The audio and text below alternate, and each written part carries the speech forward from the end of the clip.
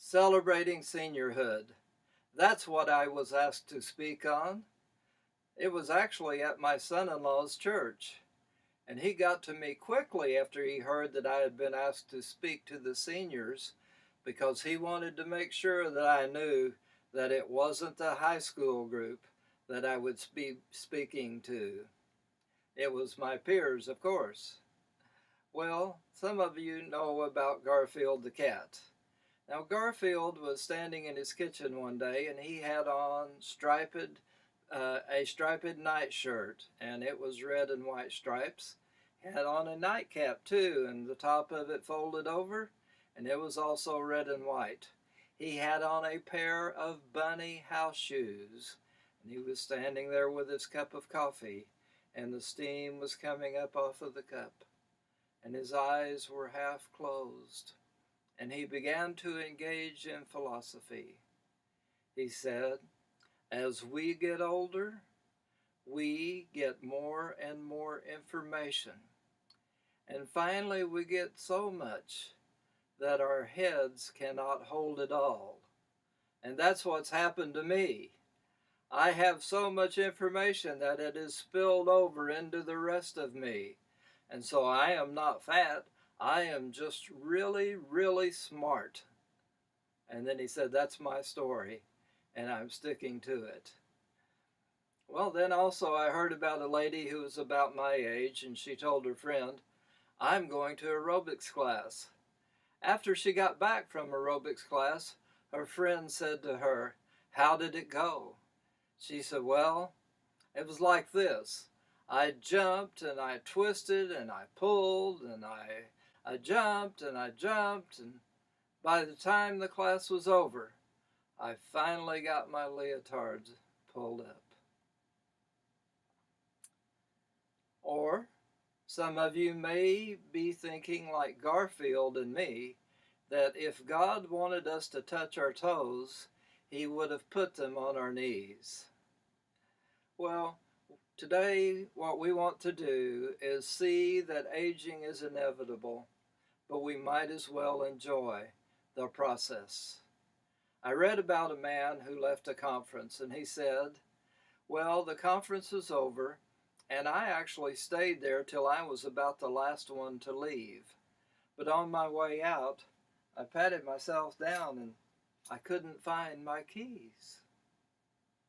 And then I thought, oh, I don't need to worry about that because I always leave my keys in the car.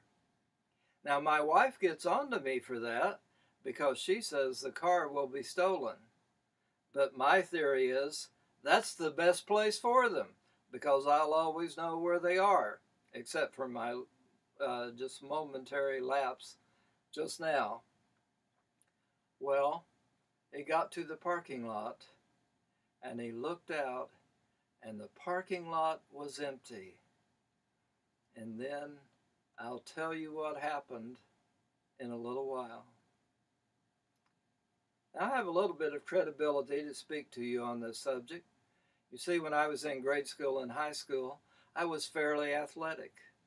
In fact, in high school, I received a letter in athletics, one of those letters that you sew on your jacket. Now, I was never, though, one that got high accolades. In fact, I was one of the ones that made the first team great because all my playing was done in practice. I sat on the bench and cheered most of the time in the games. And I continued to be fairly athletic throughout college, and then I started teaching college courses.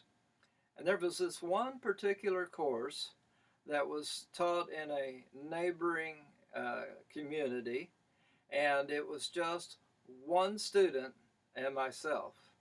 Now, I was 40 years old and he was 20. But we got toward the end of the semester. I said, you have done very well in this class. We should do something to celebrate next time. So the next time I came to class, he told me that he had rented a gymnasium.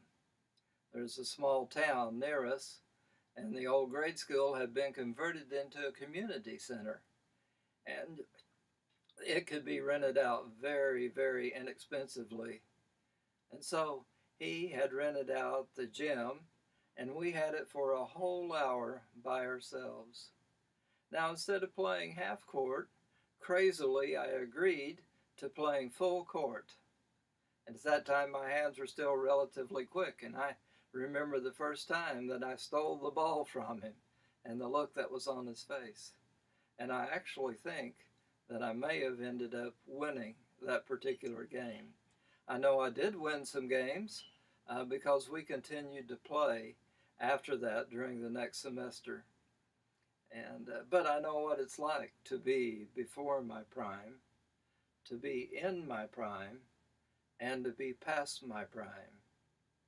Now, I have some good news for us. Statistics say that we are the fastest growing demographic group in America. And in fact, there are so many of us now, they have classified us in new ways. There is now the young old, which I hope I'm in that group, and the moderate old, and then there is the old, I guess. But we are the fastest growing demographic group today. Now, if we are going to celebrate seniorhood, there are three keys to being able to do that. Now, the first one is to keep life in perspective, and the second one is to try new things, and the third one is to just enjoy the journey. And I would be happy and delighted to speak to your group on this topic and also finish the story about the man who lost his keys.